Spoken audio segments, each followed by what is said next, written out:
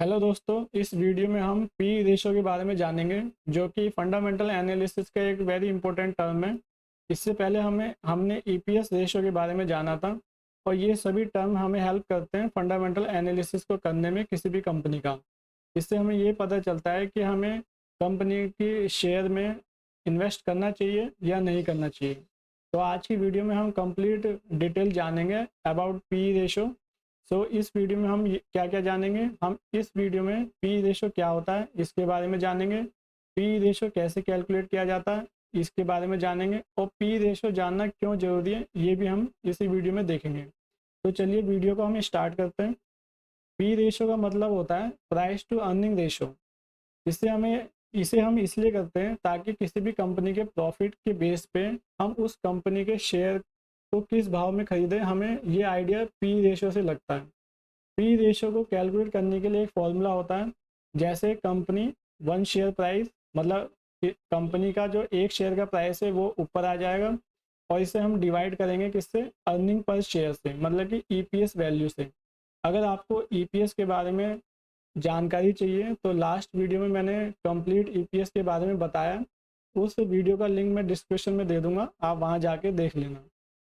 अब हम जो हमने ये फॉर्मूला लिखा है इसके लिए मैंने कुछ एग्जांपल लिखे हुए हैं यहाँ पर। जैसे मान लेते हैं कि हमारी ए नाम की कोई कंपनी है, उसका एक शेयर का प्राइस 100 रुपीज़ है और ईपीएस वैल्यू इसकी 5 है।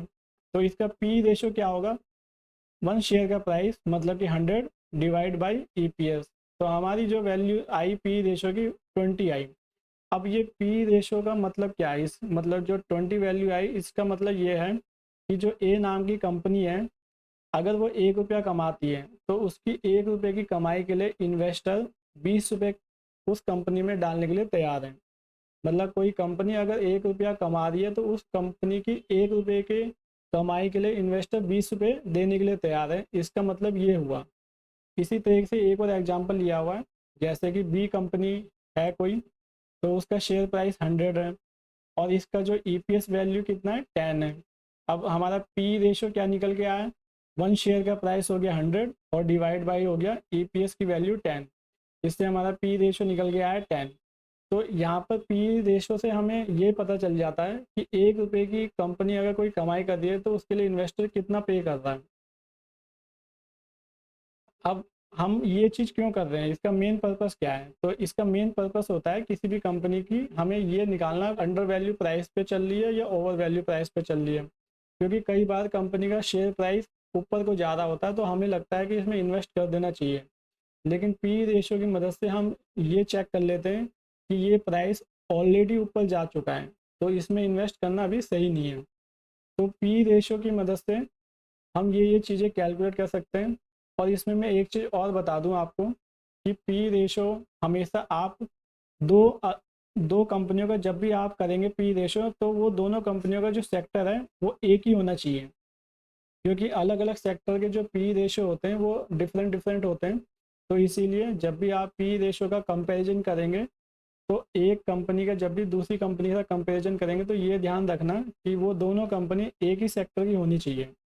और दूसरी चीज़, आप पी रेशो को सेंसेक्स, निफ्टी, इनके पी रेशो से भी कंपैरिजन करके देख लेना।